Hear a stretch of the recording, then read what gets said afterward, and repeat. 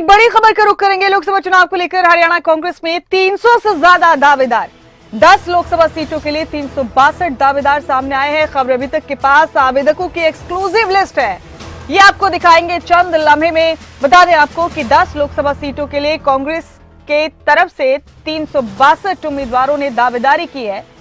उम्मीदवारी के लिए 10 लोकसभा सीटों पर 362 दावेदार सामने आए हैं। खबर अभी तक के पास एक्सक्लूसिव लिस्ट है जो अभी आपको दिखाएंगे। आवेदकों की एक्सक्लूसिव लिस्ट खबर अभी तक के पास है। बता दें आपको कि कांग्रेस के लिए 10 लोकसभा सीटों पर 362 लोगों ने अपनी दावेदारी ठोकी। ये देखिए लिस्ट आपके टीवी स्क्रीन पर। खबर अभी तक के पास कांग्रेस के दावेदारों की वो एक्सक्लूसिव लिस्ट है जो आप इस वक्त अपने टीवी स्क्रीन पर देख रहे हैं। 362 उम्मीदवारों ने अपनी दावेदारी पेश की है 10 लोकसभा सीटों के लिए। जल्द लोकसभा चुनाव है और ऐसे में आवेदन मांगे गए थे कांग्रेस पार्टी की तरफ से हरियाणा की 10 लोकसभा सीटों पर। और बड़ा अपडेट यह है कि 10 लोकसभा सीटों पर 362 उम्मीदवारों ने अपनी दावेदारी ठोकी है। ये लिस्ट देखिए आपके टीवी स्क्रीन पर। एक्सक्लूसिवली खबरें अभी तक के जरिए आपको दिखा रहे हैं। 362 उम्मीदवारों ने अपनी दावेदारी पेश की है 10 लोकसभा सीटों के लिए। हमारे पॉलिटिकल एडिटर अनिल मोर हमारे साथ एक बार फिर जुड़ चुके हैं। अनिल, एक्सक्लूसिवली खबरें अभी तक के जरिए हम अपने दर्शकों को वो लिस्ट दिखा रहे हैं 362 दावेदारों की जो 10 लोकसभा सीटों के लिए कांग्रेस के उम्मीदवार के तौर पर पेश की गई है। क्या अपडेट है अनिल आपके पास? ज्यादा जानकारी क्या है इस हवाले से? बिल्कुल, देखिए कांग्रेस के लिहाज से बड़ी खबर और मुमताज खबरें अब तक के पास ही एक्सक्लूसिव लिस्ट है कि किन किन नेताओं ने लोकसभा की टिकट मांगी है। कुल 362 नेताओं ने लोकसभा की टिकट के लिए आवेदन किया है। हरियाणा में 10 लोकसभा सीटें हैं। कुल 362 कांग्रेस के नेताओं ने आवेदन किया है। और मुमताज, सबसे पहले एक्सक्लूसिव लिस्ट सिर्फ और सिर्फ खबरें अब तक के पास। अगर लोकसभा क्षेत्रों की बात करें, सबसे पहले रोहतक लोकसभा क्षेत्र की बात करते हैं। यहाँ पर कांग्रेस के टिकट के लिए 3 नेताओं ने आवेदन किया है। दीपेंद्र हुड्डा की तरफ से यहाँ से आवेदन नहीं किया गया। बड़ी बात इस लोकसभा क्षेत्र को लेकर है क्योंकि रोहतक से सांसद रहे हैं दीपेंद्र हुड्डा, लेकिन रोहतक लोकसभा सीट के लिए दीपेंद्र हुड्डा की तरफ से आवेदन नहीं किया गया। कुल 3 नेताओं ने यहाँ पर आवेदन किया गया। अगर बाकी लोकसभा सीटों की अगर बात करें, भिवानी महेंद्रगढ़ सीट की अगर बात करें, यहाँ पर 6 नेताओं की तरफ से टिकट मांगी गई। 6 नेताओं ने इस सीट पर अपना दावा ठोका है। रावदान सिंह सूती चौधरी यहाँ पर एक मजबूत दावेदार के तौर पर है। राव बहादुर सिंह पूर्व विधायक, उनकी तरफ से भी टिकट यहाँ पे मांगी गई है। अगर जो बाकी लोकसभा सीटों की बात करें, फरीदाबाद गुड़गांव लोकसभा सीटों की बात करें, यहाँ पर भी इतने ज्यादा आवेदन नहीं आए। यहाँ पर भी कम नेताओं की तरफ से टिकट यहाँ पर मांगी गई है। यानी जो एक बड़ी मारामारी कांग्रेस में है, ज्यादातर नेताओं की तरफ से टिकट मांगी गई है। अगर बात करें फरीदाबाद से कुल 9 आवेदन आए हैं। इन 9 आवेदनों में करण सिंह दला जो पूर्व मंत्री रह चुके हैं, विजय प्रताप सिंह, जयप्रकाश, जेपी नागर, यशपाल नागर समेत कुल 9 आवेदन है। वहीं गुरुग्राम लोकसभा सीट की अगर बात करें, यहाँ से आफ्ताब अहमद, रावदान सिंह समेत कुल 10 नेताओं ने टिकट मांगी है। यानी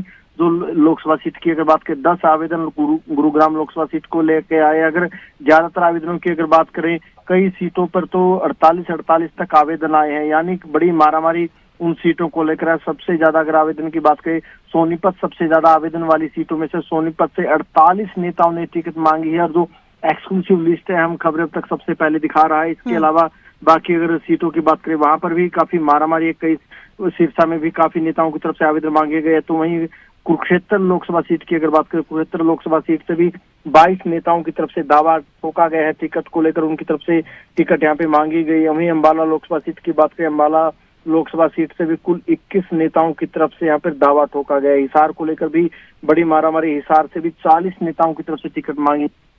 आप खुद देख सकते हैं कि मुमताज एक बड़ी मारामारी है। कुल 362 नेताओं ने आवेदन किया है। आवेदन के जरिए कहीं ना कहीं उनकी तरफ से दावा ठोका गया। और इसमें एक बड़ी बात ये निकल कर सामने आती, कई बड़े नेता ऐसे हैं जिनकी तरफ से आवेदन नहीं किया गया। चाहे दीपेंद्र हुड्डा की बात करें जो रोहतक से सांसद रह चुका है, कुमारी शैलजा जो पूर्व में केंद्रीय मंत्री रह चुकी है, अम्बाला से सांसद रह चुके, उनकी तरफ से भी टिकट नहीं आवेदन नहीं किया गया। यानी कई बड़े नेताओं की तरफ से आवेदन नहीं किया गया। लेकिन जिन नेताओं ने आवेदन किया उनकी कुल संख्या 362 है।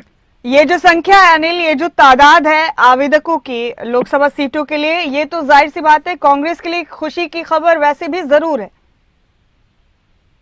बिल्कुल, देखिए जब बीजेपी दावा ठोक रही है कि हम 10 की 10 लोकसभा सीटें जीतेंगे, राम मंदिर के बाद कहीं ना कहीं जो राजनीतिक विश्लेषक भी मान रहे हैं कि बीजेपी का ग्राफ बढ़ा है। इस बीच अगर कांग्रेस की टिकट के लिए 362 नेता दावा ठोकते हैं तो अपने आप में एक बड़ी बात हो जाती है। कई नेता ऐसे हैं जिन्होंने दो लोकसभा सीट पर दावा ठोका। रावदान सिंह की बात कर लेते हैं। रावदान सिंह भिवानी महेंद्रगढ़ लोकसभा सीट से भी टिकट मांग रहे हैं। रावदान सिंह की तरफ से गुरुग्राम लोकसभा सीट पर भी दावा ठोका गया, उन्होंने वहां से भी टिकट मांगी है। यानी कहीं ना कहीं राजनीतिक तौर पर जो राजनीतिक विश्लेषक भी मानकर चल रहे हैं कि बीजेपी का जो दावा है, बीजेपी कह रहे हैं कि हम 10 की 10 सीटें जीतेंगे, और कहीं ना कहीं बीजेपी मानकर चल रहा है कि हमारा ग्राफ बढ़ा है। इस बीच अगर कांग्रेस में 362 नेता टिकट के लिए आवेदन करते हैं, 362 आवेदन कुल आए 10 सीटों के लिए, तो अपने आप में एक बड़ी बात हो जाती है। सही कहा आपने अनिल, अपने आप में एक बड़ी बात है और कई बड़े नाम भी इसमें शामिल। अब देखते हैं कि इसमें आगे क्या फैसला लेगा कांग्रेस आलाकमान, क्योंकि इतने आवेदकों के साथ ही मुश्किल भी बढ़ गई है कांग्रेस की अब। बिल्कुल, देखिए मुश्किल अपने आप में ही बढ़ जाती है, क्योंकि देखिए 10 लोकसभा सीटें हैं। हालांकि जो टिकट का जो पैमाना रहेगा किसी भी राजनीतिक दल की तरफ से, जीत एक बड़ा पैमाना होता है, लेकिन जो 362 आवेदन है इसको लेकर कांग्रेस की आने वाले दिनों में बैठक भी होनी है, लोकसभा पर्यवेक्षकों की बैठक भी होनी है, कांग्रेस के जो बड़े नेता उनकी बैठकें भी 12, 13, 14 तारीख में होनी है। तो कहीं ना कहीं इन नामों में से छंटनी की जाएगी। छंटनी करने के बाद कुछ नाम रहेंगे, फिर उन नामों पर जो प्रदेश की इकाई है वो डिस्कस करेगी। प्रदेश इकाई के डिस्कस करने के बाद फिर कहीं ना कहीं जो ये सारे के सारे नाम है, फिर जो कांग्रेस आलाकमान है, फिर उनकी तरफ से फैसला लिया जाएगा। ठीक है अनिल, आपका बेहद शुक्रिया इस अहम खबर पर तमाम अपडेट देने के लिए, और इस चर्चा के लिए अनिल आपका बहुत बहुत शुक्रिया।